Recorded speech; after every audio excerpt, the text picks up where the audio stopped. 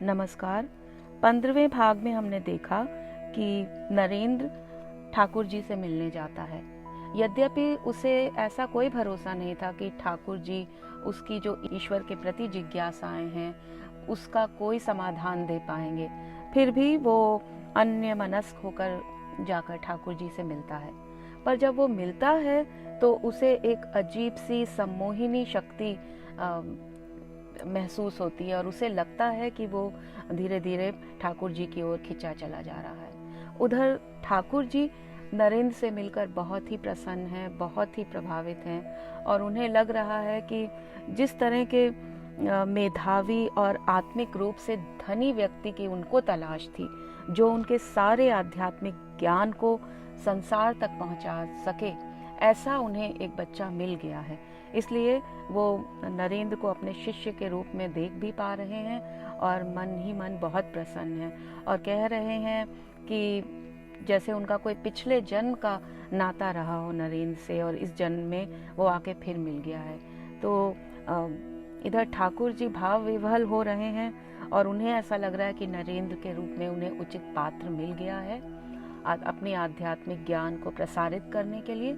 दूसरी ओर नरेंद्र प्रभावित तो है उनसे, पर फिर भी उसकी जो बौद्धिक क्षमता है वो उसको इस आध्यात्मिक आकर्षण को पूरी तरह से स्वीकार नहीं करने दे रही है। तो अब हम आगे देखते हैं कि दोनों का संबंध धीरे धीरे और कैसे प्रगाढ़ होता है। तो आज से हम 16वां भाग शुरू करते हैं।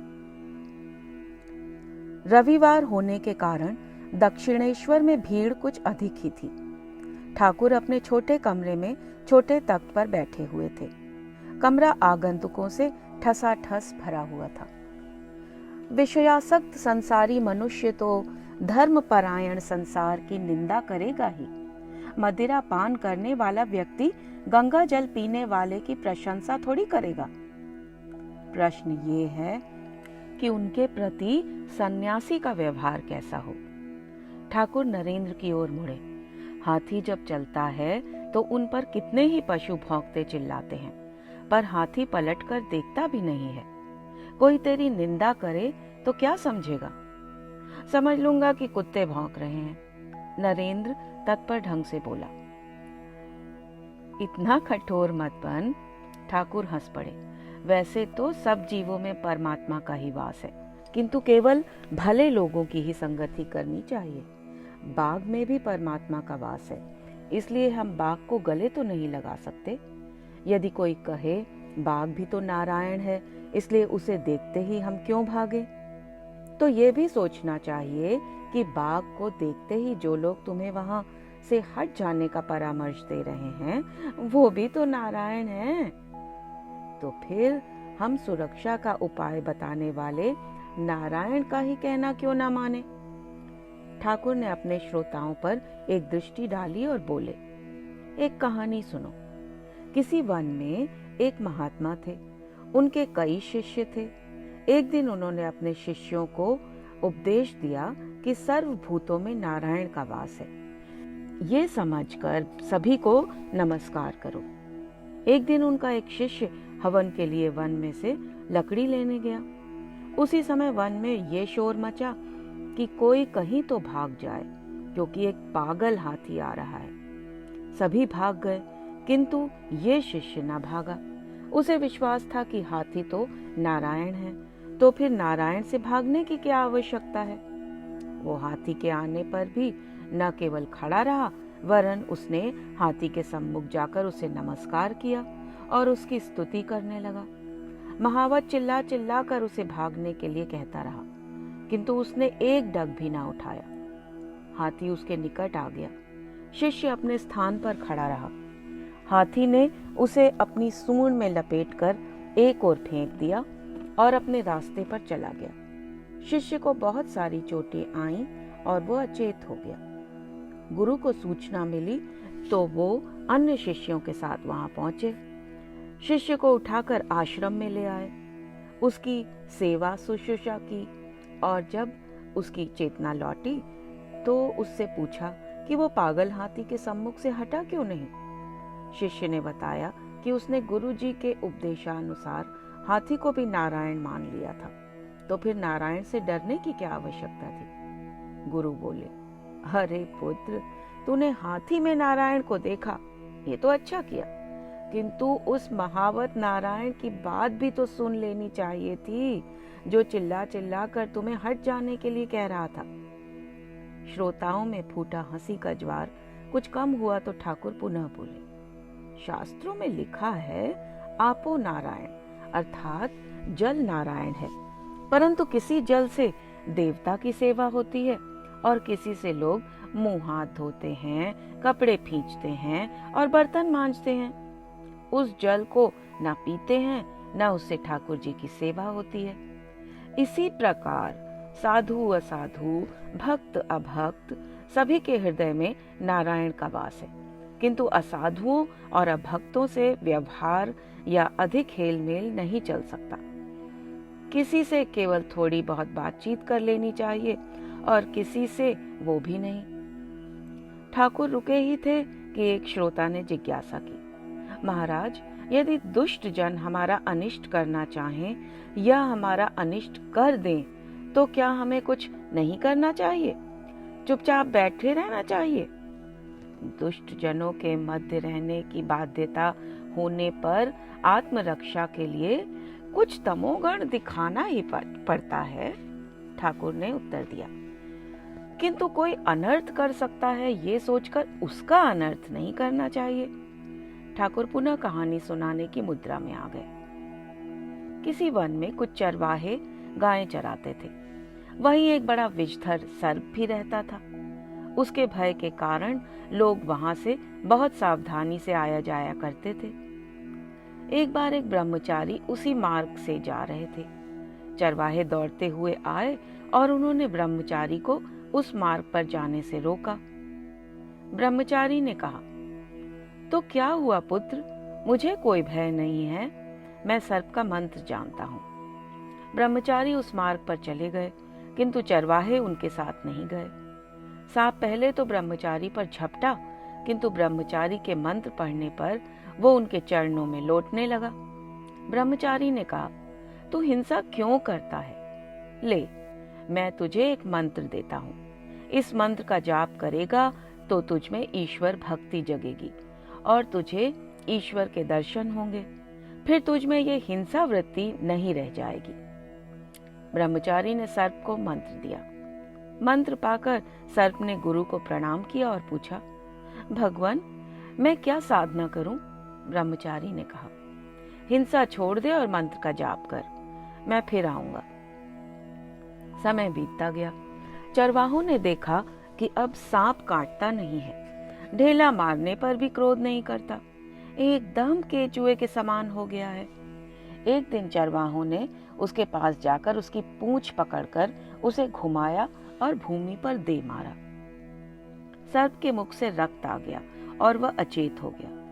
चरवाहों ने सोचा कि सांप मर गया है। वो लोग उसे वहीं छोड़कर चले गए। बहुत रात बीते सर्प की चेतना लौटी तो वह धीरे धीरे चलता हुआ अपने बिल के भीतर चला गया। उसकी देह चूर चूर हो रही थी और उसमें हिलने तक की शक्ति नहीं रह गई थी। बहुत दिनों के पश्चात जब वह कुछ स्वस्थ हुआ तो भोजन की खोज में बाहर निकला। अब वो केवल रात को ही निकलता था, हिंसा भी नहीं करता था, केवल घास फूस तथा फल खाकर जी रहा था। वर्ष भर बाद ब्रह्मचारी फिर आए। आते ही सर्प की खोज करने लगे। चरवाहों ने उन्हें बताया कि सर्प तो मर गया है, किंतु ब्रह्मचारी को इसका विश्वास नहीं हुआ। वो जानते थे कि जो मंत्र उन्होंने दिया था, जब तक वह सिद्ध नहीं होगा तब तक सर्प की देह नहीं छूट सकती। वो अपने दिए हुए नाम से सर्प को पुकारने लगे। गुरु का स्वर सुनकर सर्प अपने बिल से बाहर निकल आया और गुरु को भक्ति भाव से प्रणाम किया। ब्रह्मचारी ने पूछा, तो इतना दुर्बल क्यों हो गया है? सर्प ने कारण बता दिया। सतो गुण बढ़ जाने से वो किसी पर क्रोध भी नहीं कर सकता था, इसलिए मार की बात भी भूल गया था। ब्रह्मचारी ने कहा, केवल न खाने ही से किसी की ये दशा नहीं हो सकती, कोई दूसरा कारण अवश्य होगा, तू अच्छी तरह सोच ले। सर्प को चरवाहों की बात याद आ गई। उसने ये घटना सुनाकर कहा, उन अज्ञानियों को तो मेरे मन की अवस्था मालूम ही नहीं थी। वो कैसे जानते कि मैं हिंसा का त्याग कर चुका हूं। ब्रह्मचारी बोले, राम राम, तू ऐसा मूर्ख है, अपनी रक्षा करना भी तू नहीं जानता। मैंने तुझे काटने से मना किया था, किंतु फुफकारने से कब रोका था? फुफकार कर उन्हें भय क्यों नहीं दिखाया? ठाकुर ने कथा समाप्त की। इस प्रकार दुष्टों के सम्मुख फुफकारना चाहिए, उन्हें भय दिखाना चाहिए, जिससे वो तुम्हारा अनिष्ट न कर बैठे, पर उन्हें विष दंश नहीं देना चाहिए, उनका अहित नहीं करना चाहिए। महाराज, संसार में इतने प्रकार के प्राणी हैं कि ये निश्चय करना ही कठिन हो जाता है कि हम किसके साथ कैसा व्यवहार करें। एक अन्य जिज्ञासु बोला, कृपया कर हमें जरा विभिन्न प्रकार के प्राणियों के विषय में बताएं। परमात्मा की सृष्टि में नाना प्रकार के जीव जंतु तथा पेड़ पौधे हैं। ठाकुर बोले, पशुओं में अच्छे हैं और बुरे भी हैं। उनमें बाघ जैसा हिंसक प्राणी भी है और केचुए जैसा निरीह जंतु भी। वृक्षों में अमृत फल भी लगते हैं और विष फल भी। इसी प्रकार मनुष्यों में भी भले बुरे, साधु असाधु सब प्रकार के लोग हैं। उनमें संसारी जीव भी हैं और भक्तगण भी। ठाकुर क्षण भर के लिए रुके। वस्तुतः जीव 4 प्रकार के होते हैं, बद्ध, मुमुक्षु, मुक्त और नित्य। नारद आदि नित्य जीव हैं। ऐसे जीव अन्य जीवों के हितार्थ उन्हें शिक्षा देने के लिए संसार में रहते हैं। बद्ध जीव सांसारिक विषयों में फंसा रहता है। वो ईश्वर को भूल जाता है, कभी भूलकर भी भगवत चिंतन नहीं करता। मुमुक्षु जीव वो है जो मुक्ति की इच्छा रखता है। उसमें से कुछ लोग मुक्त हो जाते हैं, कुछ प्रयत्न करके भी मुक्त नहीं हो सकते। मुक्त जीव संसार के कामिनी कांचन में फंसते नहीं। इनके मन में विषय बुद्धि नहीं होती। वो सदा ईश्वर के पाद पद्मों की चिंता करते रहते हैं। ठाकुर ने कहा, जब तालाब में जाल फेंका जाता है तब चतुर मछलियां जाल में नहीं फंसती। वो नित्य जीवों का उदाहरण है। अन्य मछलियां जाल में फंस जाती हैं। उनमें से कुछ निकल भागने की चेष्टा करती हैं। वो मुमुक्षु जीव हैं। सब मछलियां भाग नहीं सकती, केवल 2-4 ही उछलकर जाल से बाहर निकल पाती हैं। जो जाल में फंसी रह जाती हैं, उनमें से अधिकांश मछलियां न निकल पाती हैं, न निकलने का प्रयत्न करती हैं। वो जाल को मुंह में फंसाकर मिट्टी के नीचे सिर घुसेड़ कर चुपचाप पड़ी रहती हैं और सोचती हैं कि वो बड़े आनंद में हैं, भय की कोई बात ही नहीं है। वो ये नहीं जानती कि मछुआ उन्हें घसीट कर ले जाएगा। वो बद्ध जीव हैं। ठाकुर का स्वर करुणामय हो गया। बद्ध जीव कामिनी कांचन में फंसे, उनके हाथ पैर बंधे हैं, किंतु फिर भी वो सोचते हैं कि सारा सुख कामिनी कांचन में ही है और उन्हें किसी प्रकार का भय नहीं है। उन्हें ये भी नहीं दिखाई पड़ता कि मृत्यु उनके सर पर मंडरा रही है। जब बद्ध जीव की मृत्यु होती है तो उसकी पत्नी रोकर कहती है, तुम तो चले, किंतु मेरे लिए क्या कर गए? माया भी ऐसी चीज होती है कि बद्ध जीव पड़ा तो है मृत्युशैया पर, किंतु जलते दीपक को देखकर कहता है, तेल बहुत जल रहा है, बत्ती नीची कर दो। बद्ध जीव ईश्वर का स्मरण नहीं करता, चाहे वह समय व्यर्थ की गपबाजी में बिताए या ताश शतरंज खेलकर। ठाकुर के स्वर में करुणा थी, किंतु श्रोताओं के चेहरों की स्तब्धता उनके मन के त्रास को प्रकट कर रही थी। ठाकुर की चेतावनी के कारण उन्हें अपने भविष्य की चिंता हो रही थी। तो संसारी जीवों के लिए कोई उपाय नहीं है महाराज? एक अन्य श्रोता ने पूछा। उपाय है क्यों नहीं? ठाकुर ने उन्हें सांत्वना दी। कभी कभी साधुओं का सत्संग करना चाहिए और कभी कभी निर्जन स्थान में ईश्वर का स्मरण और विचार। ईश्वर से भक्ति और आस्था की प्रार्थना करनी चाहिए। आस्था जागी कि सफलता मिली। आस्था और विश्वास से बढ़कर और कुछ नहीं। उन्होंने केदार की ओर देखा। विश्वास में कितना बल है ये तो तुमने सुना है ना। पुराणों में लिखा है कि रामचंद्र को, जो स्वयं साक्षात पूर्ण ब्रह्म नारायण हैं, लंका जलाने के लिए सेतु बांधना पड़ा था, परंतु हनुमान राम नाम के विश्वास से ही कूदकर समुद्र के पार चले गए। उन्हें सेतु की आवश्यकता ही नहीं पड़ी। श्रोताओं के चेहरे पर उत्साह जागा। ये तो इतना कठिन नहीं है, उन्हें निराश होने की आवश्यकता नहीं है। किसी को समुद्र के पार जाना था। विभीषण ने एक पत्ते पर राम नाम लिखकर उसके उत्तरीय की खूंट में बांधकर कहा, तुम्हें अब कोई भय नहीं है, विश्वास कर पानी के ऊपर से चले जाओ, किंतु अविश्वास हुआ तो पानी में डूब जाओगे। वो व्यक्ति बड़े मजे से समुद्र पर के जल पर चलता हुआ जा रहा था। उसी समय उसकी ये इच्छा हुई कि गांठ को खोलकर देखूं इसमें क्या बंधा है। गांठ खोलकर उसने देखा तो पाया कि एक पत्ते पर मात्र राम नाम लिखा हुआ था और कुछ भी नहीं। वो डर गया और ये सोचने लगा कि अब क्या होगा, और तत्काल पानी में डूब गया। ठाकुर ने अपने श्रोताओं को देखा।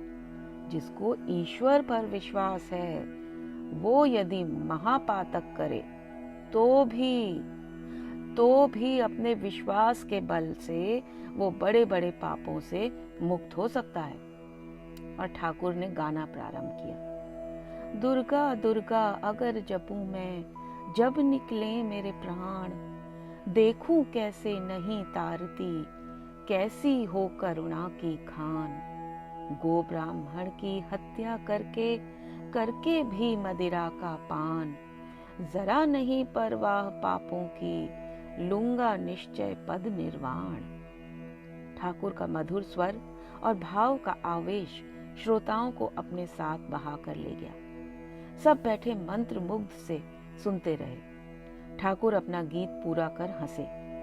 विश्वास की सिद्धि की बात ही और है। एक व्यक्ति को एक और दूसरे ही प्रकार का मनुष्य बना देती है। उनकी दृष्टि जाकर नरेंद्र पर ठहर गई। इस लड़के को देखो ना, चंचल बालक जब अपने पिता के निकट बैठता है तो कैसा सीधा बना मौन बैठा रह जाता है, किंतु जब चांदनी पर खेलता है तो उसका स्वरूप ही कुछ और हो जाता है। उनका स्वर कुछ ऊंचा हो गया, जैसे बलपूर्वक कुछ प्रमाणित करना चाह रहे हों। ये लड़के नित्य सिद्ध हैं, ये कभी संसार में नहीं बंधते। छोटी ही अवस्था में इन्हें चैतन्य हो जाता है और ये ईश्वर की दिशा में उन्मुख हो जाते हैं। ये अन्य लोगों को शिक्षा देने के लिए संसार में आते हैं। कोई सांसारिक व्यापार इन्हें लुब्ध नहीं करता। कंचन कामिनी में इनके लिए कोई आकर्षण नहीं है। ठाकुर जैसे सांस लेने के लिए रुके। वेदों में होमा पक्षी की क्या कथा है? ये पक्षी आकाश पर बहुत ऊंचाई पर रहता है, वहीं अंडे देता है। अंडा ऊपर से गिरने लगता है, किंतु वो इतनी ऊंचाई से गिर रहा होता है कि मार्ग के मध्य में ही फट जाता है। उसमें से शावक निकल आता है और वह पृथ्वी की ओर गिरने लगता है। गिरने की इस यात्रा में ही उसकी आंखें खुल जाती हैं और पंख उग आते हैं। आंखें खुलने पर वो पक्षी शावक देखता है कि यह गिर रहा है और पृथ्वी पर गिरकर उसकी मृत्यु हो जाएगी, तो वह अपनी मां के पास जाने के लिए पुनः आकाश की ऊंचाइयों में उड़ जाता है। नरेंद्र के लिए अब वहां बैठना कठिन हो गया। ठाकुर ने अभी उसे नित्य सिद्ध कहा, अब वो उसकी तुलना होमा पक्षी से करेंगे। जब वो उसकी प्रशंसा करने पर आते हैं तो कोई और छोर देखते ही नहीं। पहले ही दिन उन्होंने उसे नर और नारायण कह दिया था। वो उठकर खड़ा हुआ और चुपके से कमरे से बाहर निकल गया। 5 बजने को आए। अधिकांश दर्शनार्थी जा चुके थे। महेंद्र गुप्त अभी तक वहीं रुका हुआ था। ठाकुर से कुछ चर्चा करने के लोभ में भी था और कहीं ये आशा भी थी कि शायद ठाकुर कोई भजन गाएं। ठाकुर का गायन सुनने के लिए महेंद्र गुप्त सारी रात भी बैठा रह सकता था। बीच बीच में उसके मन में संशय भी उठा कि कहीं कोई उसे डांट ना दे और अभी तक यहाँ क्यों रुका है, ये कहकर उस पर चिल्लाना पड़े। किंतु यह देखकर साहस जुटाए हुए था कि अभी तक वो लड़का नरेंद्र भी यहीं बैठा था। फिर देखा कि नरेंद्र मुंह हाथ धोने के लिए गया है तथा महेंद्र गुप्त भी बगीचा देखने के बहाने इधर उधर घूमता रहा। कोठी के पास से निकलकर हंस तालाब की ओर आते हुए देखा कि तालाब के दक्षिणी सीढ़ियों के चबूतरे पर ठाकुर खड़े हैं। निकट ही हाथ में गड़ुआ लिए हुए नरेंद्र भी खड़ा था। महेंद्र गुप्त भी उनके निकट चला गया। देख, जरा जल्दी जल्दी आया कर। 5 बजने को आए। अधिकांश दर्शनार्थी जा चुके थे। महेंद्र गुप्त अभी तक रुका हुआ था। ठाकुर से कुछ चर्चा करने का लोभ भी था और कहीं ये आशा भी थी कि शायद ठाकुर कोई भजन गाएं। ठाकुर का गायन सुनने के लिए महेंद्र गुप्त सारी रात भी बैठा रह सकता था। बीच बीच में उसके मन में ये संशय भी उठता था कि कहीं कोई उन्हें डांट ही ना दे और अभी तक यहाँ क्यों रुका हुआ है। किंतु ये देखकर साहस जुटाए हुए था कि अभी तक वो लड़का नरेंद्र भी यहीं था। फिर देखा कि नरेंद्र मुंह हाथ धोने के लिए गया तथा महेंद्र गुप्त भी बगीचा देखने के बहाने इधर उधर घूमता रहा। कोठी के पास से निकलकर हंस तालाब की ओर आते हुए देखा कि तालाब में दक्षिणी सीढ़ियों के चबूतरे पर ठाकुर खड़े हैं। निकट ही हाथ में गड़ुआ लिए नरेंद्र भी खड़ा था। महेंद्र गुप्त भी उनके निकट चला गया। देख, और जरा जल्दी जल्दी आया कर, ठाकुर कह रहे थे। तूने हाल में ही आना शुरू किया है ना? जान पहचान के आरंभिक दिनों में कुछ जल्दी जल्दी आया कर, जैसा नया नया पति। उन्होंने दृष्टि उठाकर नरेंद्र की ओर देखा। नरेंद्र हंस पड़ा। महेंद्र गुप्त भी उदाहरण से चमत्कृत हुआ। ये सन्यासी भी कितने सांसारिक उदाहरण देता है। आएगा ना? ठाकुर ने पूछा। कोशिश करूंगा, नरेंद्र ने उत्तर दिया। वो तीनों ठाकुर के कमरे की ओर चले। ठाकुर ने महेंद्र गुप्त की ओर देखा। किसान बाजार से बैल खरीदने जाता है तो जानता है कि कौन सा बैल अच्छा है, कौन सा बोदा। वो पूंछ के नीचे हाथ लगाकर परखते हैं। कोई बैल पूंछ पर हाथ रखते ही तेजी से कूद पड़ता है। नरेंद्र इसी जाति का बैल है, भीतर खूब तेज है। ठाकुर मुस्कुराए। कोई कोई बैल तो ऐसा होता है जिसमें मानो न जान है, न जोर है, न दृढ़ता। कमरे में आकर ठाकुर अपने तख्त पर बैठ गए। नरेंद्र उन्हें छोड़कर कमरे से बाहर चला गया था। ठाकुर ने ईश्वर चिंतन के लिए आंखें बंद कर ली। महेंद्रनाथ बैठा उन्हें देखता रहा। मंदिर में आरती आरंभ हुई। ठाकुर ने आंखें खोली। महेंद्र को सामने देखकर बोले, तुम जाकर नरेंद्र से बातचीत करो और फिर बताना कि वो कैसा लड़का है। वो अभी घर नहीं गया? महेंद्र गुप्त को आश्चर्य हुआ। नहीं, अभी यहीं कहीं होगा। महेंद्र गुप्त नरेंद्र को खोजने के लिए निकला। बड़ी देर इधर उधर भटकने के पश्चात उसने चांदनी के पश्चिम में नरेंद्र को देखा। तुम ठाकुर के शिष्य हो? महेंद्र गुप्त ने पूछा। मैं ब्रह्म समाजी हूँ, नरेंद्र बोला। मूर्ति पूजा में मेरा विश्वास नहीं है। नरेंद्र ने ठाकुर को अपना गुरु मानने से स्पष्ट इनकार तो नहीं किया था, किंतु महेंद्र गुप्त को उसका आशय समझने में तनिक भी कठिनाई नहीं हुई। मूर्ति पूजा में उसका विश्वास नहीं था तो एक मूर्ति पूजक उसका गुरु कैसे हो सकता था? कहीं नौकरी करते हो? महेंद्र गुप्त ने पूछा। नहीं, अभी तो जनरल असेंबली इंस्टीट्यूशन में पढ़ता हूँ। तो ये विद्यार्थी है, महेंद्र गुप्त सोच रहा था। आजकल की आधुनिक शिक्षा पाने वाले विद्यार्थियों की अपने धर्म में आस्था ही कहाँ है। किंतु ये तो यहाँ आता है, काली मंदिर की मूर्ति के सम्मुख सिर नहीं झुकाता, किंतु भजन गा गा कर ठाकुर की सेवा तो करता है। महेंद्र गुप्त समझ नहीं पाया नरेंद्र की ठाकुर में श्रद्धा है या नहीं। उसकी उपस्थिति और सेवा देखकर कोई ये कह ही नहीं सकता कि ठाकुर के प्रति उसके मन में असीम श्रद्धा नहीं है?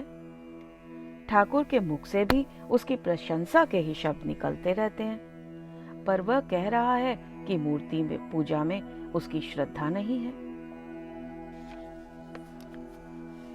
राखाल अपने गांव से लौटा था।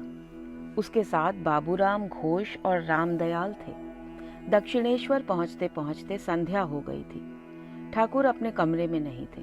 पूछने पर ज्ञात हुआ कि ठाकुर जगदम्बा के मंदिर गए हैं। राखाल वहां जाकर उन्हें ले आया। लौटते समय ठाकुर के पग लड़खड़ा रहे थे। कदाचित वो भावावेश में थे। उसी प्रकार अपने कमरे में प्रविष्ट होकर वो अपनी छोटी सी चौकी पर बैठ गए। उन्हें प्रकृतिस्थ होने में कुछ समय लगा। स्वाभाविक अवस्था में लौटकर उन्होंने राखाल से आगंतुकों का परिचय पूछा। उन्होंने कोहनी से अंगुली तक बाबूराम के हाथ की परीक्षा की, वजन जांचा और कुछ क्षण अपने हाथ में पकड़े रखकर बोले, अच्छा। फिर उन्होंने रामदयाल की ओर देखा। कलकत्ते से आए हो? जी। नरेंद्रनाथ दत्त को जानते हो? जी। रामदयाल ने कहा। ठाकुर कुछ उत्साहित हो उठे। स्वस्थ तो है? रामदयाल ने नरेंद्र के स्वस्थ होने की सूचना दी तो बोले, वो बहुत दिनों से यहाँ आया नहीं। उसे देखने की बहुत इच्छा हो रही है। एक बार उसे यहाँ आने के लिए कह देना। जी, कह दूंगा। ठाकुर निश्चिंत हो गए। बहुत देर तक ईश्वर संबंधी चर्चा करते रहे। भोजन आया तो सबका ध्यान इस ओर गया कि रात काफी हो गई है। ठाकुर के कमरे के पूर्व की ओर आंगन के उत्तरी बरामदे में बाबूराम और रामदयाल के सोने की व्यवस्था थी।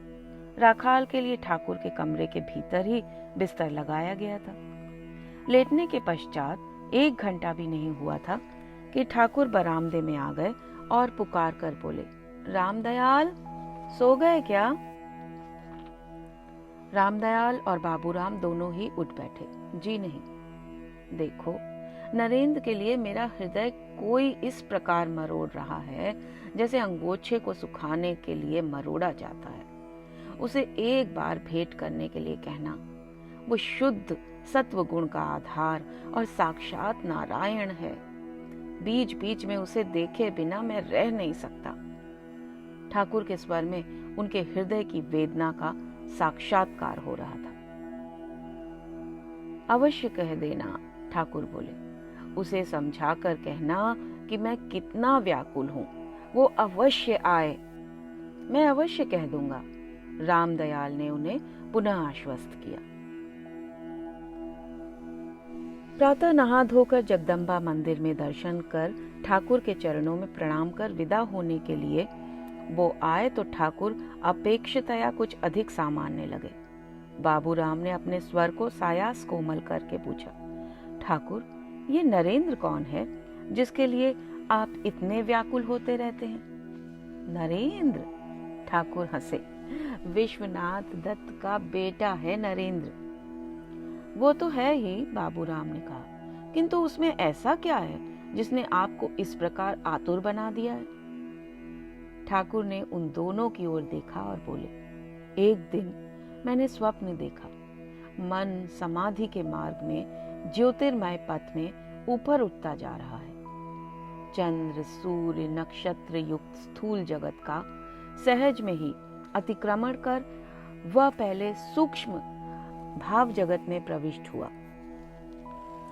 उस राज्य के ऊंचे ऊंचे स्तर में वो जितना ही उठने लगा, उतना ही अनेक देवी देवताओं की मूर्तियां पथ के दोनों ओर दिखाई पड़ने लगी। क्रमशः वह उस राज्य की अंतिम सीमा पर जा पहुंचा। वहां देखा एक ज्योतिर्मय पर्दे के द्वार खंड और अखंड राज्यों का विभाजन किया गया है। उस पर्दे को लांघकर मन क्रमशः अखंड राज्य में प्रविष्ट हुआ। वहां देखा मूर्त रूपधारी कुछ भी नहीं था। यहाँ तक कि दिव्य देहधारी देवी देवता भी वहां प्रवेश करने का साहस नहीं कर सकने के कारण बहुत दूर अपना अपना अधिकार फैलाकर अवस्थित हैं। किंतु दूसरे ही क्षण दिखाई पड़ा कि दिव्य ज्योतिर्धन 7 प्राचीन ऋषि वहां समाधिस्थ होकर बैठे हैं। समझ लिया कि ज्ञान और पुण्य में तथा त्याग और प्रेम में ये लोग मनुष्य का कहना ही क्या, देवी देवताओं तक के परे पहुंचे हुए हैं। विस्मित होकर इनके महत्व के विषय में सोचने लगा।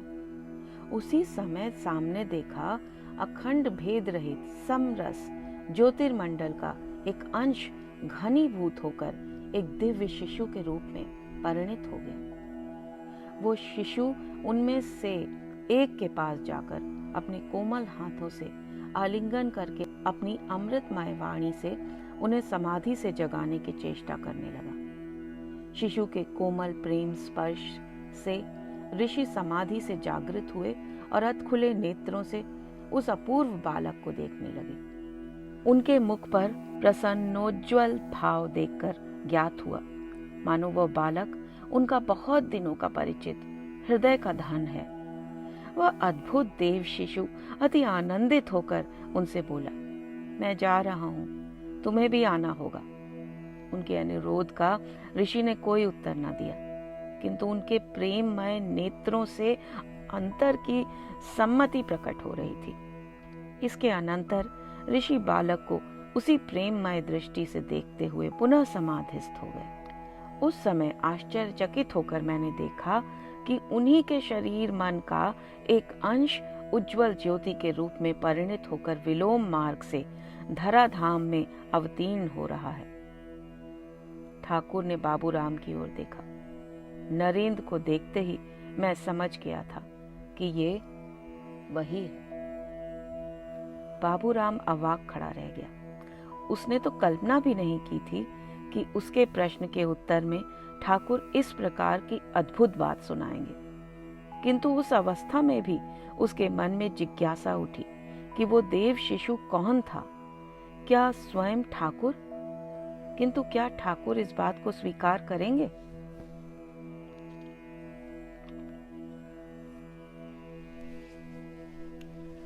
मृदंग और करताल अपने चरम पर थे। ठाकुर को घेरकर नरेंद्र तथा अन्य लड़के कीर्तन कर रहे थे। प्रेमानंद रस में चिर दिन के लिए मग्न हो जा। अंत में नरेंद्र ने स्वयं मृदंग उठा लिया और जैसे उन्मुक्त होकर ठाकुर के साथ गाने लगा, आनंद से मधुर ब्रह्म नाम का उच्चारण कर। कीर्तन समाप्त हो गया, किंतु ठाकुर को दूसरे ही प्रकार का उन्माद हो रहा था। वो नरेंद्र को बार बार अपने वक्ष से लगा रहे थे। आह, आज तूने मुझे कितना आनंदित किया। ठाकुर के हृदय में जैसे प्रेम सरिता उमड़ रही थी। आज वो अपने प्रेम में सबको डुबो देना चाहते थे। वो प्रेमोन्मत्त से होकर जैसे स्वयं को नियंत्रित करने के लिए उत्तर के लंबे बरामदे में निकल आए और अकेले ही एक सिरे से दूसरे सिरे तक जल्दी जल्दी टहलने लगे। बीच बीच में बोलने भी लगे जैसे जगदम्बा से बातें कर रहे हों। और फिर जाने क्या हुआ, उन्मत्त की भांति लड़ते हुए बोले, तू मेरा क्या बिगाड़ लेगी? नरेंद्र, प्रियनाथ और महेंद्र गुप्त चकित रह गए। जाने किससे झगड़ा कर रहे हैं। जगदम्बा से तो वो कभी इस प्रकार नहीं बोलते थे। किसी ने उन्हें नहीं टोका। वो स्वयं ही लड़ झगड़ कर शांत हो गए। उस झगड़े का लेश मात्र प्रभाव भी न उनके चेहरे पर था न उनके व्यवहार में। उसके विपरीत वो तो अत्यंत उल्लास में थे। आज रात तू यहीं रह जा नरेंद्र, ठाकुर ने कहा। रात को पंचवटी में साधना कर। ठाकुर, ना मैं नानी से कहकर आया हूं और ना माँ से, नरेंद्र ने अनायास ही उत्तर दिया। कोई माँ अपने पुत्र को मांगने पर तपस्या के लिए अनुमति देती है क्या? किंतु तत्काल ही ठाकुर का स्वर बदल गया। माँ तो यहाँ भी है, उसे ही बता दो। भवतारिणी के मंदिर वाली माँ? नरेंद्र हंसा। मंदिर वाली माँ, नौबत खाने वाली माँ, ठाकुर भी हंसे। पर तू कैसे कहेगा, तेरा तो अभी माँ से परिचय ही नहीं है। नरेंद्र देख रहा था कि ठाकुर शब्दों के साथ खिलवाड़ कर रहे थे, किंतु निश्चय ही वो उसे उपालंब भी दे रहे थे कि दक्षिणेश्वर आकर भी उसने काली से परिचय प्राप्त नहीं किया था। नरेंद्र भी उनके परिहास में सम्मिलित हो गया। क्या कहीं भी माँ से कहने से काम चल जाएगा? माँ तो एक ही है। ठाकुर बोले, मात्र शक्ति का विभाजन कैसे किया जा सकता है रे? यहाँ हो वहां हो कहीं हो। वो नरेंद्र की ओर मुड़े। तो आज रात को रुक जाएगा ना?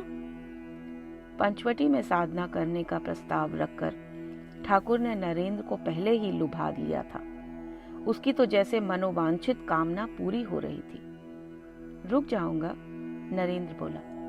ठाकुर का उल्लास मर्यादा तोड़कर प्रकट हुआ। आज तूने मेरे लिए महोत्सव की सृष्टि कर दी नरेन। उनकी स्थिति उस बालक की सी थी जिसने घर आए किसी प्रिय अतिथि को लौटते समय अपने आग्रह से पुनः रोक लिया हो। अरे वृंदा, ठाकुर ने कहारन को पुकारा, जरा नौबत खाने में जाकर माँ से कह दे आज नरेन भी यहीं भोजन करेगा। वो अपने भतीजे की ओर मुड़े। रामलाल, वहां मेरे कमरे के दक्षिण पूर्व वाले बरामदे में भोजन के लिए चौकियां लगवा दे। ठाकुर प्रसन्न मन अपने कमरे में चले गए। भोजन के पश्चात वो लोग ठाकुर के कमरे में आए और फर्श पर बिछे हुए बिस्तर पर बैठ गए। ठाकुर ने कहा, नरेंद्र, जरा वो गाना गा, चिदाकाश में पूर्ण चंद्र का उदय हुआ। नरेंद्र तो जैसे तैयार ही बैठा था। वैसे भी वो जानता था कि रात को दक्षिणेश्वर में रुकने के पश्चात भजन कीर्तन तो होगा ही। उसने स्वर उठाया तो अन्य लोगों ने मृदंग और करताल उठा लिए। ठाकुर ने कहा, नरेंद्र, जरा वो गाना तो गा। नरेंद्र ने गाया, चिदाकाश में पूर्ण प्रेम चंद का उदय हुआ, क्या ही आनंद पूर्ण प्रेम सिंधु उमड़ आया। जय दयामय, चारों ओर भक्ति रूपी ग्रह जगमगाते हैं, भक्त सखा भगवान। कीर्तन के इस आवेश में किसी का ध्यान भी इस ओर नहीं गया कि कब ठाकुर ने कीर्तन करते करते नृत्य आरंभ कर दिया और शेष लोग भी उन्हें घेर कर नृत्य में सम्मिलित हो गए। प्रायः नींद खुलने पर सबने देखा ठाकुर किसी शिशु की भांति दिगंबर खड़े थे। वो विभिन्न देवी देवताओं के नाम उच्चारण करते हुए अपने कमरे में टहल रहे थे। कभी गंगा पर अपनी दृष्टि टिका देते, कभी देवी देवताओं के चित्रों के पास जाकर प्रणाम करते और कभी मधुर स्वर में नाम कीर्तन करने लगते। तभी वो बोले, वेद पुराण तंत्र गीता गायत्री भगवत भक्त भगवान, गीता गीता त्यागी त्यागी। और फिर क्षण भर रुककर बोले, तुम ही ब्रह्म हो, तुम ही शक्ति, तुम ही पुरुष हो, तुम ही प्रकृति, तुम ही विराट हो, तुम ही स्वराट, तुम ही नित्य हो, तुम ही लीलामयी, तुम ही सांख्य के 24 तत्व हो। काली मंदिर और राधा कांत के मंदिर में मंगल आरती हो रही थी। शंख और घंटे बज रहे थे। देवों की पूजा के लिए फुलवारी में से फूल चुने जा रहे थे और प्रभाती रागों की लहरें फैलाती हुई नौबत बज रही थी।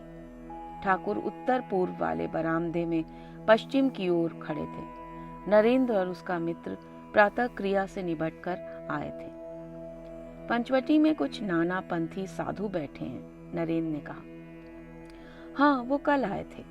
ठाकुर बोले, अब तुम लोग सब चटाई पर बैठ जाओ, थोड़ी चर्चा करेंगे। लड़के चटाई पर बैठ गए तो ठाकुर बोले, भक्ति ही सार वस्तु है।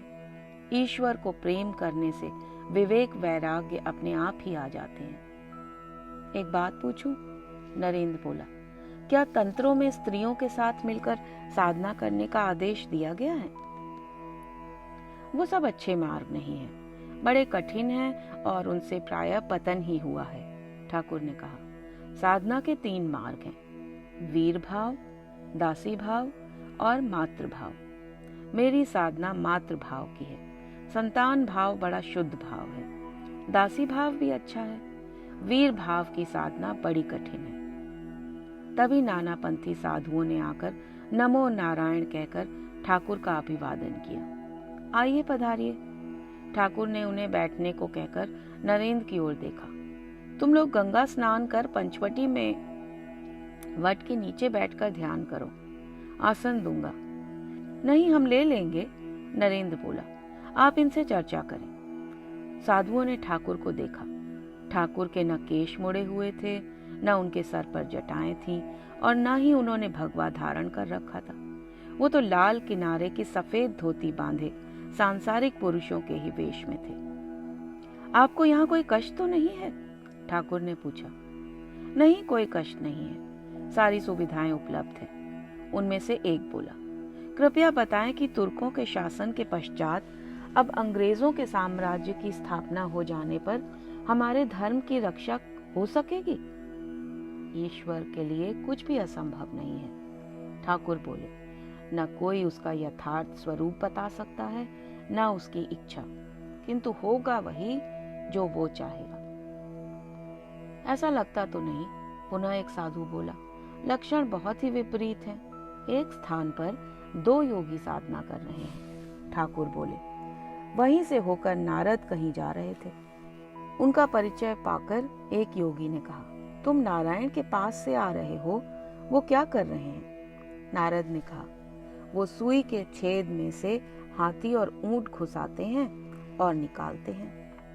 पहले योगी ने नारद की बात सुनकर कहा, इसमें आश्चर्य की क्या बात है? उनके लिए कुछ भी संभव है। पर दूसरा योगी सहमत नहीं हुआ। बोला, भला ऐसा कभी हो सकता है? तुम झूठ बोल रहे हो, तुम नारायण के पास गए ही नहीं। साधु उनकी कथा के मर्म को समझकर अब प्रभावित नहीं रह सका। बोला, आपकी निष्ठा प्रणम्य है, सचमुच हमें लक्षण नहीं देखने चाहिए, प्रभु में आस्था रखनी चाहिए। ठाकुर उठ खड़े हुए, जैसे उन्हें कोई आवश्यक कार्य याद आ गया। आप लोग विश्राम करें, मैं अभी आया। ठाकुर पंचवटी की ओर आए और सीधे वहां पहुंचे जहां नरेंद्र, भवनाथ तथा प्रियनाथ ध्यान कर रहे थे। ठाकुर के आने की आहट से भवनाथ तथा प्रियनाथ की आंखें खुल गईं। वो नरेंद्र ही था जो विचलित नहीं हुआ। ध्यान करते समय ईश्वर में डूब जाना चाहिए। ठाकुर बोले, ऊपर ऊपर तैरने से क्या जल की तह में पड़े रत्न मिल जाएंगे? देखो तो नरेंद्र कैसा तन्मय बैठा है। और ठाकुर ने गाना आरंभ किया। ए मन, काली कहकर हृदय रूपी रत्नाकर के अथाह जल में डुबकी लगा। यदि 2 ही 4 डुबकियों में धन हाथ न लगा तो भी रत्नाकर शून्य नहीं हो सकता। पूरा दमन लेकर एक ऐसी डुबकी लगा कि तू कुल कुंडलिनी के पास पहुंच जाए। ए मन, ज्ञान समुद्र में शक्ति रूपी मुक्ताएं पैदा होती हैं। यदि तू शिव की युक्ति के अनुसार भक्ति पूर्वक ढूंढेगा तो तू उन्हें पा सकेगा। उसी समुद्र में काम आदि 6 घड़ियाल हैं जो शिकार के लोभ में सदा भ्रमण करते हैं। तू विवेक रूपी हल्दी बदन में चुपड़ ले, उसकी गंध से वो तुझे नहीं छुएंगे। कितने ही लाल और माणिक उस जल में पड़े हैं। राम प्रसाद का कहना है कि यदि तू कूद पड़ेगा तो वो तुझे सब मिल जाएंगे। नरेंद्र की आंखें खुल गईं। वो अपने मित्रों के साथ चबूतरे से उतरकर ठाकुर के निकट आ गया। हृदय रूपी रत्नाकर के अथाह जल में काम आदि 6 घड़ियाल रहते हैं, पर वैराग्य रूपी हल्दी चुपड़ने से फिर वो तुम्हें नहीं छुएंगे। अपने कमरे की ओर चलते हुए ठाकुर बोले, केवल पंडिताई या लेक्चर से क्या होगा यदि विवेक वैराग्य न हुआ? ईश्वर सत्य है, शेष सब कुछ अनित्य, शेष सब अवस्तु हैं। इसी का नाम विवेक है। पहले हृदय में उनकी प्रतिष्ठा करो। वक्तृता, लेक्चर आदि जो चाहो उसके बाद करना। केवल ब्रह्म ब्रह्म करने से क्या होगा? और ठाकुर ने एक कथा आरंभ कर दी। किसी गांव में पद्मलोचन नाम का एक लड़का था। लोग उसे पदुआ कहकर पुकारते थे। उसी गांव में एक प्राचीन और जीर्ण मंदिर था। भीतर कोई देव प्रतिमा भी नहीं थी। मंदिर की दीवारों पर पीपल और अन्य प्रकार के पेड़ पौधे उगाए थे। मंदिर के भीतर चमगादड़ अड्डा जमाए हुए थे। फर्श पर धूल मिट्टी और चमगादड़ों की विष्ठा पड़ी रहती थी। मंदिर में कोई आता जाता ही नहीं था। एक दिन संध्या के थोड़ी देर बाद गांव वालों ने शंख की ध्वनि सुनी। मंदिर की दिशा में जोर से शंखनाद हो रहा था। गांव वालों ने सोचा कि किसी ने देव प्रतिष्ठा की होगी और अब संध्या के बाद आरती हो रही होगी। लड़के बूढ़े स्त्री पुरुष सब दौड़ते हुए मंदिर के सम्मुख उपस्थित हो गए। देव दर्शन करेंगे और आरती देखेंगे। उनमें से एक ने मंदिर का दरवाजा धीरे से खोलकर देखा कि पद्मलोचन एक कोने में खड़ा होकर भौं भौं शंख बजा रहा है। देवता की प्रतिष्ठा नहीं हुई, मंदिर में झाड़ू तक नहीं लगाया गया। उसने चिल्लाकर कहा, तेरे मंदिर में माधव कहाँ पदुआ? तूने तो व्यर्थ ही शंख फूंककर हुल्लड़ मचा दिया। उसमें 11 चमगादड़ रात दिन उड़ान भर रहे हैं। ठाकुर ने नरेंद्र और उसके साथी लड़कों की ओर देखा। यदि हृदय मंदिर में माधव प्रतिष्ठा की इच्छा हो, यदि ईश्वर लाभ करना चाहते हो, तो भौं भौं शंख फूंकने से क्या होगा? पहले चित्त शुद्धि चाहिए। मन शुद्ध हुआ तो भगवान उस पवित्र आसन पर आ विराजेंगे। चमगादड़ की विष्ठा रहने से भगवान नहीं लाए जा सकते। ठाकुर का स्वर कुछ उदास हो गया। कोई गोता लगाना नहीं चाहता, न साधन, न भजन, न विवेक, वैराग्य। 2-4 शब्द सीख लिए, बस लगे लेक्चर देने। शिक्षा देने का अधिकार सबको नहीं है। ईश्वर दर्शन के बाद यदि कोई उनका आदेश पाए तो वो लोग ही शिक्षा दे सकते हैं। ठाकुर थोड़ी देर रुके और फिर जैसे उनके मन में पुनः विचार का उछल तरंग आई। लोक शिक्षा देना बड़ा कठिन है। यदि ईश्वर का साक्षात्कार हो और वो आदेश दे तब तो ये संभव है। नारद, शुकदेव आदि को आदेश हुआ था, शंकराचार्य को आदेश हुआ था। आदेश न मिलने से तुम्हारी बात कौन सुनेगा? कलकत्ता के लोगों की हुल्लड़बाजी तो जानते ही हो, जमकर कोई काम नहीं करते, बस इधर उधर कूद फांद। वो रुके, शायद समझ रहे थे कि विषय से बहक गए हैं। परंतु हमें आदेश मिला है, ये सोच कर लेने से ही काम नहीं चलता। ईश्वर सचमुच ही दर्शन देते हैं और बातचीत करते हैं। इसी अवस्था में आदेश प्राप्त हो सकता है। इस प्रकार आदेश प्राप्त व्यक्ति की बातों में कितना जोर होता है, उसके कहने से पर्वत भी टल जाता है। ठाकुर का कमरा आ गया।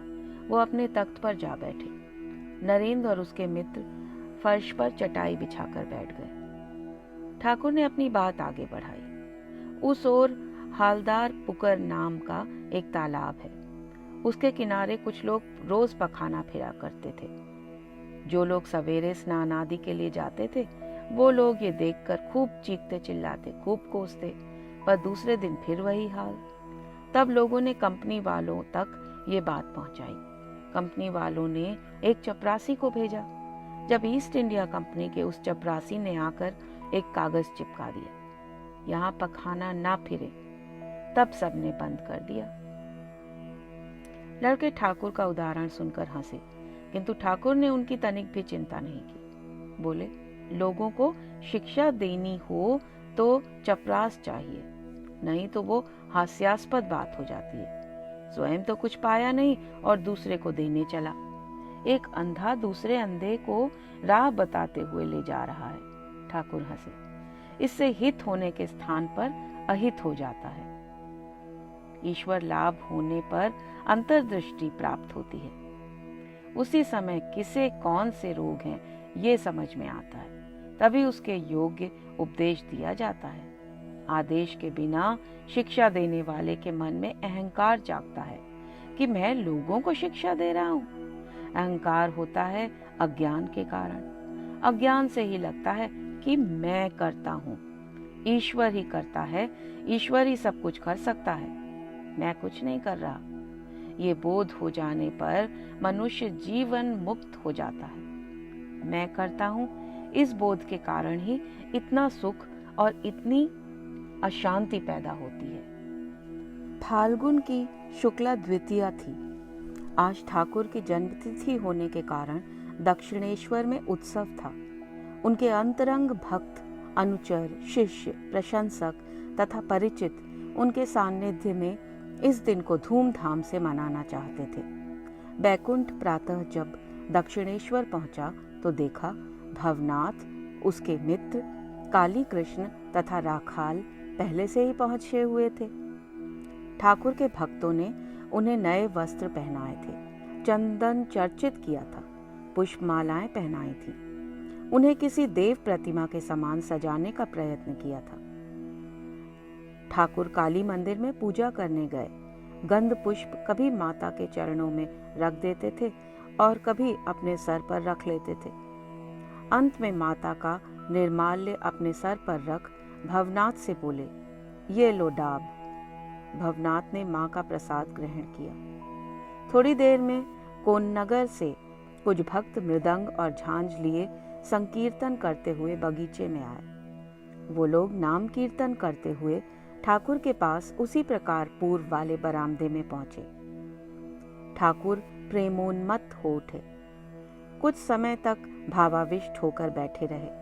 बीच बीच में उन्होंने कीर्तन के साथ 2-1 पद भी गाए, किंतु ना उनके गायन में ही उल्लास था और ना उनके मुख पर ही वैसा हास। थोड़ी देर में उन्होंने इधर उधर देखा और पूछा, नरेंद्र तो नहीं आया? नहीं, अभी तो नहीं आया, केदार ने उत्तर दिया। कहीं नाटक के चक्कर में केशव चंद सेन के घर पर तो नहीं चला गया? नहीं, आज वहां नहीं जाएगा, ठाकुर बोले। और फिर जैसे उन्हें कुछ याद आ गया, उस दिन मैं गया था केशव के घर नाटक देखने। नाटक था निमाई सन्यास। उसके चेलों ने अभिनय बिगाड़ दिया, किंतु उसकी खुशामद नहीं बिगड़ी। एक ने केशव से कहा, कलिकाल के चैतन्य तो आप ही हैं। केशव हंसा और मेरी ओर देखकर बोला, तो फिर ये क्या हुआ? मैंने कहा, मैं तुम्हारे दासों का दास, रज की रज हूं। पता नहीं केशव नाम और यश की अभिलाषा क्यों नहीं छोड़ पाता। उनकी गर्दन फिर बाहर की ओर घूम गई। नरेंद्र अभी तक नहीं आया? उत्सव तो फिर भी हो जाएगा, मनमोहन बोले। आप नरेंद्र के लिए इतने चिंतित क्यों हैं? ठाकुर को मनमोहन की बात अच्छी नहीं लगी। बोले, उत्सव के लिए चिंतित नहीं हूं, चिंतित हूं नरेंद्र के लिए। नरेंद्र और राखाल आदि ये जो लड़के हैं, ये नित्य सिद्ध हैं। ये जन्म जन्मांतर से ईश्वर के भक्त हैं। अनेक लोगों को बड़ी साधना के बाद कहीं थोड़ी सी भक्ति प्राप्त होती है, परंतु इन्हें तो जन्म से ही ईश्वर पर अनुराग है, मानो स्वयंभू ईश्वर बैठे हैं। बैठाए हुए शिव नहीं है ये। अच्छा बताइए, ईश्वर कैसे मिलते हैं? राखाल के पिता ने प्रयत्न पूर्वक ईश्वर चर्चा चलाई। भौरे की चिंता करते करते झींगुर भी भौरा ही बन जाता है, ठाकुर बोले। जानते हो वो अनुभव कैसा होता है? मानो हांडी की मछली को गंगा में छोड़ दिया गया हो। और आप तो नरेंद्र की चिंता कर रहे हैं, ईश्वर की नहीं। राखाल के पिता ने जैसे प्रतिशोध लिया। नरेंद्र स्वयं नारायण का रूप है, ठाकुर कुछ खींचकर बोले। उसे देखने पर तेरा नाम क्या है, तेरा घर कहाँ है, ये कुछ पूछने की आवश्यकता नहीं रहती। पूछने का अवसर ही कहाँ है? हनुमान से किसी ने पूछा, आज कौन सी तिथि है? हनुमान ने पता है क्या कहा? भाई, मैं दिन, तिथि, नक्षत्र कुछ नहीं जानता। मैं केवल श्री राम का स्मरण किया करता हूं। उनके चारों ओर समारोह की गतिविधि चलती रही और उनके मध्य निर्लिप्त भाव से इस प्रकार बैठे रहे वो, जैसे या तो उनको इससे कुछ लेना देना ही नहीं था, या वो स्वयं वहां हो ही नहीं। उनकी अन्य मनस्कता खंडित होती, वे अपने परिवेश के प्रति सजग होते, तो उनकी दृष्टि फिर किसी की खोज में चारों ओर आतुरता से दौड़ती और फिर जैसे थक कर विषाद युक्त हो बैठते थे। वो पूछते, नरेंद्र तो नहीं आया? ठीक दोपहर के समय नरेंद्र आ पहुंचा और सभा के मध्य बैठे ठाकुर के चरणों पर जा प्रणत हुआ। उसे देखते ही ठाकुर का उल्लास विस्फोट स्थिति तक पहुंच गया। वो एकदम उछल कर जैसे उसके कंधे पर ही जा बैठे और भावाविष्ट हो गए। तत्काल ठाकुर को प्रकृतिस्थ करने का प्रयत्न आरंभ कर दिया गया। सहज अवस्था को प्राप्त होने पर ठाकुर ने पूछा, तो ठीक तो है, तूने इतनी देर लगाई कि मेरा मन घबराने लगा था। ठाकुर ने इधर उधर देखा और कहा, अरे कुछ खाने पीने को लाओ। कार्यकर्ताओं ने तत्काल फल और मिठाइयां प्रस्तुत कर दी और ठाकुर सबको भूलकर नरेंद्र को खिलाने पिलाने में लग गए। उस दिन ठाकुर फिर कीर्तन में नहीं आए। क्या ठाकुर को पता है कि तुमने केशव बाबू के यहाँ नव वृंदावन नाटक में अभिनय किया था? भवनाथ ने नरेंद्र से पूछा। पता क्यों नहीं? नरेंद्र ने उत्तर दिया। ठाकुर स्वयं वो नाटक देखने गए थे। पर वो ये भी जानते हैं क्या कि तुम उसमें पौहारी बाबा बने थे? भवनाथ की जिज्ञासा शांत नहीं हुई। नहीं, उन्हें नहीं मालूम, नरेंद्र बोला। भवनाथ चकित रह गया। विचित्र बात यह है कि नाटक देख रहे थे और उन्हें ये मालूम ही नहीं कि पौहारी बाबा का अभिनय तुमने किया। नहीं, विचित्र बात नहीं है, नरेंद्र धीरे से बोला। जितने लोग भी नाटक देख रहे थे उनमें किसी को भी ज्ञात नहीं कि पौहारी बाबा का अभिनय मैंने किया था। ये कैसे संभव है? संभव है, नरेंद्र मुस्कुराया। ये संभव इसलिए है क्योंकि पौहारी बाबा का अभिनय मैंने नहीं, स्वयं केशव बाबू ने किया था। मैं तो एक अन्य अज्ञात और साधारण योगी बना था।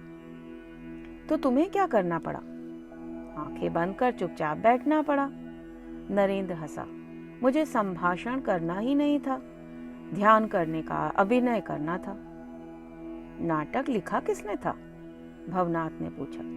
त्रैलोक्यनाथ सान्याल ने। मैंने तो सुना था कि नाटक केशव बाबू ने लिखा था। तुम्हारी ये सूचना भी उतनी ही सच है जितनी कि मेरे अभिनय के विषय में पहली सूचना थी, नरेंद्र बोला। अच्छा, अब जो पूछना है ठाकुर से पूछना। वो आ रहे हैं? मेरा स्वास्थ्य कुछ ठीक नहीं है। ठाकुर आकर बैठे तो उनकी दृष्टि नरेंद्र पर पड़ी। तू कुछ ढीला दिख रहा है। हाँ ठाकुर, इसका स्वास्थ्य ठीक नहीं है, भवनाथ ने उत्तर दिया। मैं तो सोच रहा था कि इससे कहूंगा कि सब लोग इसका गाना सुनना चाहते हैं, अतः गाए, ठाकुर बोले। और तुम कह रहे हो कि इसका स्वास्थ्य ठीक नहीं है। नरेंद्र उपस्थित हो और उसका गायन सुनने को ना मिले तो किसी का मन शांत कैसे हो? नरेंद्र ने तानपुरा उठा लिया। तुम गाओगे? भवनाथ ने आश्चर्य से पूछा। ठाकुर की इच्छा है तो अवश्य गाऊंगा, नरेंद्र बोला। सुनो। नरेंद्र ने गीत आरंभ किया। मेरे प्राण पक्षी गाओ, ब्रह्म कल्पतरु पर बैठकर परमात्मा के गुण गाओ। धर्म अनर्थ काम मोक्ष रूपी पके हुए फल खाओ। हे मेरे हृदय के प्राण विहंगम, तुम निरंतर आत्मा राम प्राणाराम कहकर पुकारो। प्यासे चातक की तरह पुकारो, आलस मत करो, मेरे प्राण पक्षी गाओ। नरेंद्र ने दूसरा गीत आरंभ नहीं किया। उसका स्वर एक गीत से ही शिथिल हो गया था। संभवतः वह एक भी गीत गाने की स्थिति में नहीं था, किंतु उसने ठाकुर की इच्छा का सम्मान किया था। ठाकुर ने उससे दूसरा गीत गाने के लिए नहीं कहा। वो भवनाथ से बोले, अब तू गा तो। भवनाथ संकुचित हुआ। नरेंद्र का गायन सुनकर मेरा तो संगीत मुझे ही त्याग जाता है। संगीत का तो पता नहीं, नरेंद्र हंसते हुए बोला, किंतु इसने पान और मछली को त्याग दिया है। क्या रे, पान और मछली में क्या रखा है? ठाकुर ने हंसते हुए भवनाथ की ओर देखा। इससे कुछ नहीं होता। कामिनी कंचन का त्याग ही वास्तविक त्याग है। और त्याग की चर्चा से उन्हें राखाल स्मरण हो आया। राखाल कहाँ है? राखाल सो रहा है। ठाकुर पुनः हंस पड़े। एक आदमी बगल में चटाई लेकर नाटक देखने के लिए गया था। नाटक आरंभ होने में कुछ विलंब था। उसने सोचा तब तक कुछ विश्राम ही कर लूं। उसने चटाई बिछाई और सो गया। जब उसकी आंख खुली तो उसने देखा कि नाटक समाप्त हो चुका था और दर्शक अपने अपने घर जा चुके थे। नरेंद्र ने जोर से ठहाका लगाया। अच्छा, मैं चलकर उस रामदयाल को देखूं। ठाकुर उठे। वो अस्वस्थ है, बेचारे को किसी चीज की आवश्यकता ना हो। केशव चंद्र सेन तथा विजय कृष्ण गोस्वामी की विदा होने के पश्चात नरेंद्र स्वयं को और नहीं रोक सका। बोला, आपने ये सब क्या कह दिया? ठाकुर ने नरेंद्र की ओर देखा। जिज्ञासा नहीं कह रहा था, वो जिज्ञासा नहीं कर रहा था, ये तो उसकी आपत्ति थी। क्या कह दिया मैंने? प्रसन्न वदन ठाकुर स्नेह पूर्वक उसकी ओर देख रहे थे। केशव चंद्र सेन तथा विजय कृष्ण गोस्वामी जैसे बड़े बड़े लोगों के साथ मुझ जैसे नगण्य लोगों की तुलना उचित है? नरेंद्र ने कहा। तुलना तो तुलना, आपने तो कह दिया केशव जिस एक शक्ति के विकास में संसार में विख्यात हुआ है, नरेंद्र के भीतर उस प्रकार की 18 शक्तियां पूर्ण मात्रा में विद्यमान है। हाँ, मैंने कहा, ठाकुर सहज भाव से बोले। जो मैंने देखा वही कहा। और आपने कहा केशव और विजय का हृदय दीप शिखा के समान ज्ञान के प्रकाश से उज्जवल बना हुआ है और नरेंद्र के भीतर ज्ञान सूर्य ने उदित होकर माया मोह रूपी अज्ञान को वहां से अप्रसारित कर दिया है। नरेंद्र बोला। ये भी देखा क्या आपने? हाँ, ये भी देखा मैंने, ठाकुर बोले। तुम क्या समझते हो कि बिना देखे ही मैं कैसे कह देता हूँ सब कुछ? आप कहते क्या हैं महाराज? नरेंद्र प्रतिवाद के स्वर में बोला। आपकी इस बात को सुनकर लोग आपको पागल कहेंगे। अरे कहाँ जग विख्यात केशव और साधक प्रवर विजय, और कहाँ उनके सामने मुझ जैसा एक स्कूली लड़का? नरेंद्र ने जैसे उन्हें धमकाते हुए चेतावनी दी। फिर कभी उनके साथ मेरी तुलना करके ये मत कहिएगा। नरेंद्र के इस प्रतिवाद और डांट टपट का ठाकुर पर कोई विपरीत प्रभाव नहीं पड़ा। उल्टे वे प्रसन्न होकर बोले। मैं क्या करूं? तू क्या सोचता है कि मैंने ही ऐसा कहा है? तो क्या और भी किसी ने कहा है? नरेंद्र हंसा। मैंने तो नहीं सुना। माँ ने मुझे वैसा दिखाया, इसलिए मैंने ऐसा कहा। ठाकुर सहज विश्वास के साथ बोले। माँ तो मुझे सदैव सत्य ही दिखाती है, मिथ्या कभी नहीं दिखाती। इसलिए मैंने कहा। सत्य बोलना भी अपराध है क्या तुम्हारे समाज में? संध्या हो रही थी। ब्रह्म भक्तों की सभा पद्धति के अनुसार अग्रसर हो रही थी। उपासना और ध्यान समाप्त करके आचार्य ने मंच पर ब्रह्म संघ को ईश्वर के अनुराग तथा आध्यात्मिक भाव की वृद्धि के लिए उपदेश देना आरंभ किया। उसी समय ठाकुर ब्रह्म मंदिर में प्रविष्ट हुए। वे अर्धभावावस्था में थे और सीधे मंच पर आसीन आचार्य की ओर आ रहे थे। उपस्थित लोगों में एक मर्मर ध्वनि सी फैल गई। एक दूसरे के माध्यम से क्षण भर में ही सूचना फैल गई कि दक्षिणेश्वर से काली मंदिर के श्री रामकृष्ण देव परमहंस सभा में पधारे हैं। जिन लोगों ने पहले उनके दर्शन किए थे वो सहज भाव से उन्हें देखना चाहते थे। जिन्होंने उन्हें पहले कभी नहीं देखा था, उनकी उत्सुकता अन्य लोगों की इच्छा से तीव्रतर थी। किसी ने बैठे बैठे गर्दन उचकाकर उन्हें देखना चाहा, कोई उन्हें देखने के लिए उठकर खड़ा हो गया, और जो खड़ा होकर भी उन्हें देख नहीं पाया वो बेंच पर चढ़ गया। सभा में गड़बड़ मच गई। आचार्य ने अपना भाषण रोक दिया। नरेंद्र उस समय भजन मंडली में बैठा था। ठाकुर को इस प्रकार अकस्मात वहां उपस्थित देख उनके आने का कारण समझने में उसे तनिक भी देर नहीं लगी। वो कुछ समय से दक्षिणेश्वर नहीं गया था, तो ठाकुर उससे ढूंढते हुए यहाँ आ गए थे। उसका मन एकदम द्रवित हो गया। ठाकुर के मन का स्नेह अथाह और अपार था। उनके मन में न तनिक सा अहंकार था और न अभिमान। वो स्नेह के लिए कुछ भी कर सकते थे, किंतु मंच पर आसीन आचार्य अथवा समाज का कोई विशिष्ट व्यक्ति उनका स्वागत करने के लिए आगे नहीं बढ़ा। नरेंद्र जानता था कि विजय कृष्ण आदि ब्राह्मणों के मन में उनके प्रति विरोध और वितृष्णा का भाव है। वो लोग उनके प्रति साधारण शिष्टाचार का भी प्रदर्शन नहीं कर रहे थे। अब नरेंद्र अपनी जगह पर बैठा नहीं रह सकता था। वो उठकर स्वागत के लिए ठाकुर के पास आ गया। बहुत संभव था कि उसे उनको संभालना भी पड़े। ठाकुर सब ओर से उदासीन मंच के निकट आए और वहीं समाधिस्थ हो गए। क्या वो इस सभा में ये दिखाने आए हैं कि वास्तविक आध्यात्मिकता क्या होती है? अब तक लोग मात्र एक संत के दर्शन करना चाहते थे, किंतु समाधिस्थ ठाकुर का आकर्षण और भी बढ़ गया। वहां उपस्थित लोगों में से अधिकांश लोगों ने समाधि के विषय में सुना तो था, किंतु कभी किसी समाधिस्थ व्यक्ति को देखा नहीं था।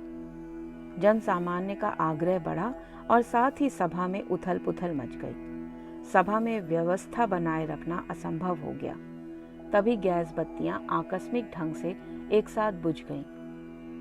नरेंद्र को समझने में एक क्षण भी नहीं लगा कि गैस बत्तियां बुझी नहीं थीं, बुझा दी गई थी, अन्यथा वो सारी की सारी एक साथ न बुझी होती। सब लोग एक साथ बाहर निकलने का प्रयत्न करेंगे और मार्ग न मिलने के कारण भगदड़ मचेगी, धक्का मुक्की होगा और संभव है कुछ लोग गिर पड़ें और अंधाधुंध भागती हुई भीड़ के पांवों तले कुचले जाएं।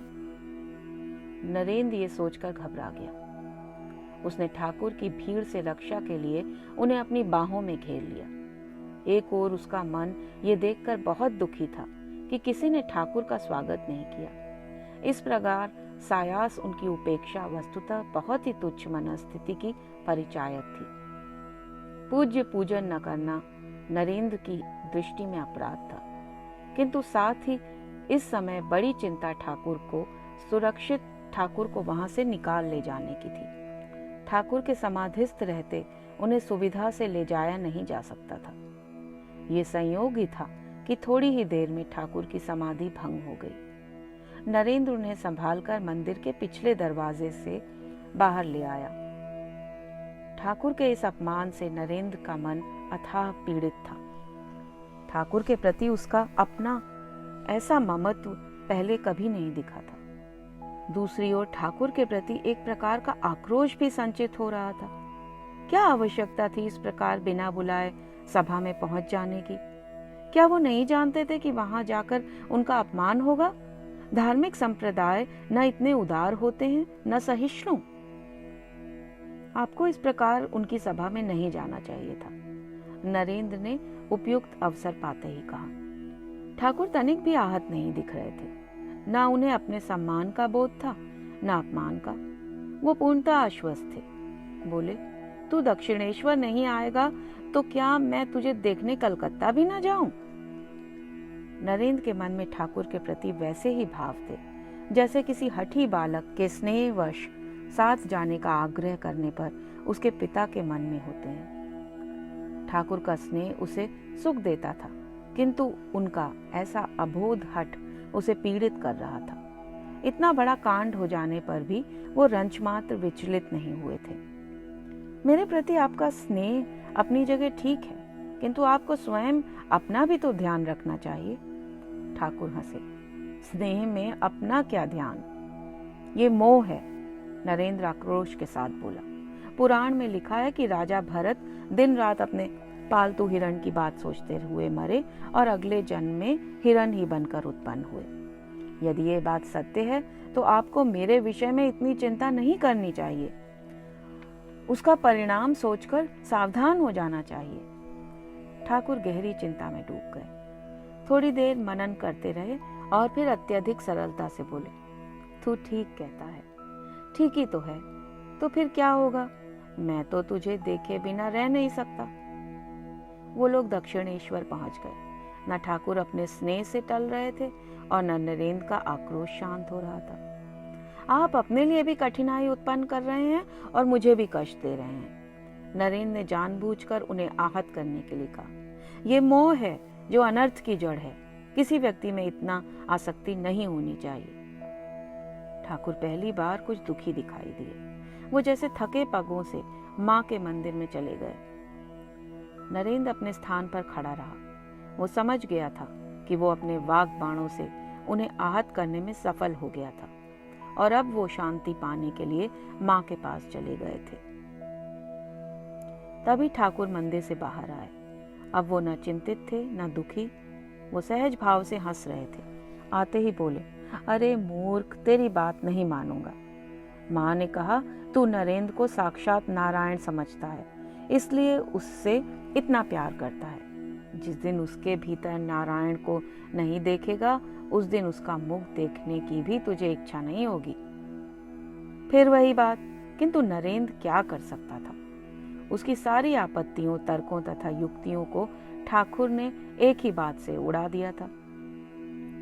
नरेंद्र के भीतर का आक्रोश क्रमशः क्षीण होता जा रहा था, जैसे उफनते हुए दूध का झाग बैठ गया हो। ठाकुर के जो काम ऊपर से सरल तथा बिना सोचे समझे अबोध से लगते थे, वो भी गंभीर लक्ष्यों से प्रेरित होते हैं। कहीं ठाकुर ने साधारण ब्रह्म समाज की इस सभा में असमय आकर जानबूझकर ही तो अपना अपमान नहीं करवाया, ताकि नरेंद्र ब्रह्म नेताओं के वास्तविकता समझ सके, उनका वास्तविक रूप देख सके। उनके शिक्षण के लिए ठाकुर कुछ भी कर सकते हैं। उसके प्रति अपने प्रेम के कारण वो उसके हित में अपना अपमान भी सह सकते हैं। अपना अपमान उन्हें रंच मात्र भी पीड़ित नहीं करेगा। वो सर्वथा अबोध हैं अथवा सब कुछ समझकर भी विचलित न होने वाले स्थितप्रज्ञ